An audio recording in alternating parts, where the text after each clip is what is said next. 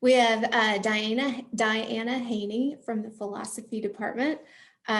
She's going to discuss lessons that she distilled from both introductory and upper level philosophy courses, one that she taught with a TA and one that she taught without. Okay, so I'm just going to walk through some of what, I don't want to say what worked for me, but some of what I did. And you all can say what you think about that afterwards, or ask me any questions that come to mind for you in balancing synchronous and asynchronous elements in my online courses. So by way of background, this was my 7th year of full-time teaching. I had done a teaching certificate when I was a graduate student, and I loved it and I found it so helpful. And last spring, when we were all kind of moved online, I felt like I had no idea what I was doing for the first time in a while. And that was good in a way. It was like a humbling experience. And then over the summer, I did the Center for Teaching's Online Course Design Institute, and I found it just enormously helpful. So anything that sounds sensible that you're about to hear was because of the Institute, not because of any innate abilities of mine. So I had 2 really different courses, is maybe the first thing to notice. One of them was a 40-person intro class, Introduction to Medical Ethics. I had 40 students and a teaching assistant. You'll also see there's a W next to that. That was a 40-person writing intensive course. That was a mistake, but I don't regret it. It worked out okay in the end. And then the other class was a 30-person elective, this 3,000 level philosophy course called Ethics and Mental Health. So they were pretty different in a lot of ways. But one thing that I held in common between the 2 classes was that on a Tuesday, Thursday schedule, they had one day asynchronous and one day synchronous every week. And so that gave me time for them to do kind of content learning with videos and things like that on their own, and activities with me or with my teaching assistant in the classroom. And so having them with me one day a week, I felt allowed me to really set the expectation of, you're here, I need you as much all the way here as it's possible for you to be, understanding that sometimes that's not all the way here, but as much as possible all the way here.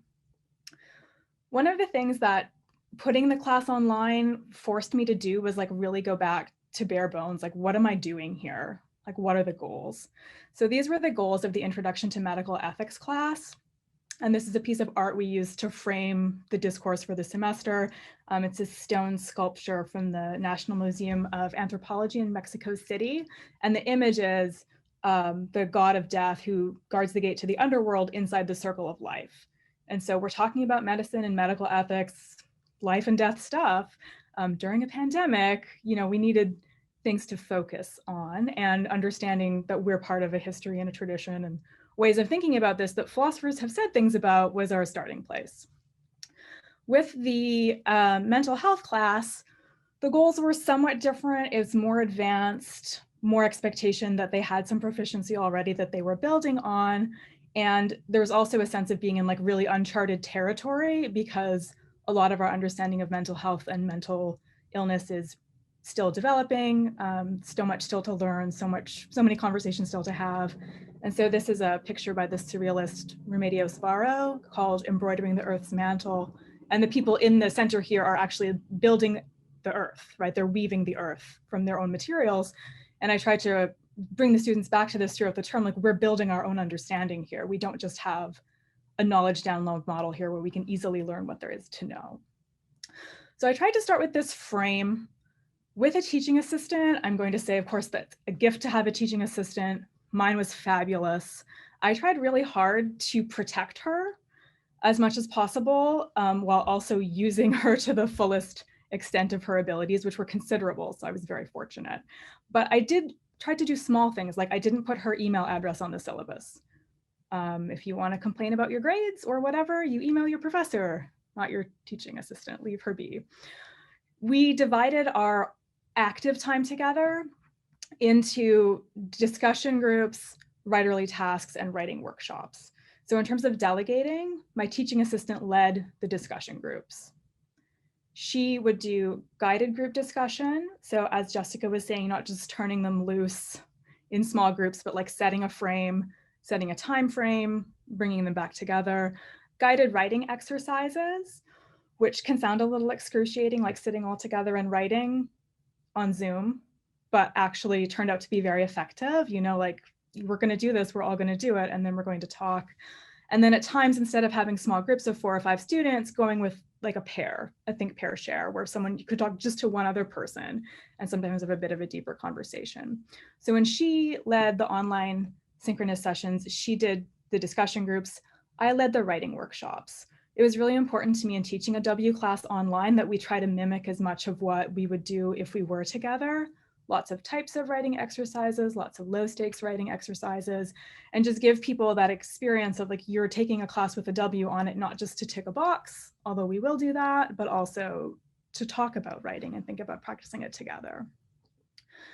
In the other class, my big challenge was framing things and keeping us in a productive conversation with 30 folks, mostly seniors, with lots of education, knowledge, and opinions, keeping that sort of moving productively. I would begin my synchronous classes with a nod to what I had been doing asynchronously. And I also asked my students very early in the class to weigh in on how they wanted to do breakout rooms. This was really interesting to me because I gave them a set of options. It's like, okay, here's things we could do. We could have a free-for-all 30-person philosophical melee, just like just wildness. We could start together, have a target question, small groups, big group. We could do student-led, large group with target questions, micro lecture, target questions, small groups, big groups, think, pair, share, insert your own suggestions. Only philosophy majors who I had taught before said they wanted the philosophical melee style. So I ruled that out right away. It's like, this is not something we should be doing if only people who feel really confident in this space want it. So let's not do that. Nobody wanted a student-led discussion. I was like, okay, interesting. Nobody's up for that responsibility right now. Fair. That's totally fine. We're all in our jammies by, October. So whatever works for you. So we wound up doing mostly either the micro lecture target question option, the 4th option, or the 2nd option, starting together, targeting a question, smaller groups, bigger groups. And we just varied based on what we were doing. So I want to be mindful of time, but I also thought it would just be helpful to walk through an example. I really appreciated Jessica doing that as well, just like seeing what you actually did. So this is an example of the frame I set at the beginning of one of the sessions of the seminar class. So we started off by just kind of collecting what they had said, going back to discussing something that was in the text and then projecting this towards where we'd be going next. With a class where they're only with me once a week, I spent a lot of time looking at their perusal responses, reading their discussion boards, looking at their short writing exercises, and trying to show them that I was doing that so that they could see that their effort in these writerly tasks was meaningful and important and was advancing the conversation. So every couple of weeks, I would try to generate something from their writing for them to look at as a conversation piece. So that's what I'm about to show you here. So we had been reading this book called The Disordered Mind by George Graham. It's an attempt to give a philosophical analysis of mental health and mental illness that is a kind of a conceptual competitor to the account that's in the DSM, which is the standard clinical tool.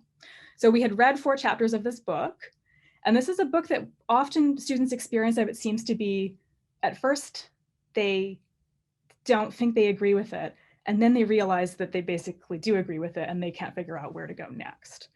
So what I had them do, the author's name was Graham, I had them do this Grahamometer, like, how much do you actually agree with what this guy's saying? Like, here's 4 claims he makes. What do you say about each of those 4 claims?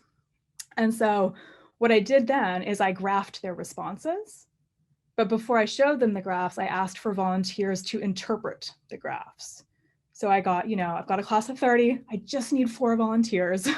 I was always able to get at least that much uptake. And so the people in the class read out what was on the slides and then tried to say what they thought it meant. So here's an example. If you were in this tiny slice of pie here, that would be like a revelation for you, right? Wow, like, I think differently about this than everyone else in the room with me. Lots of agreement here, but still some disagreement.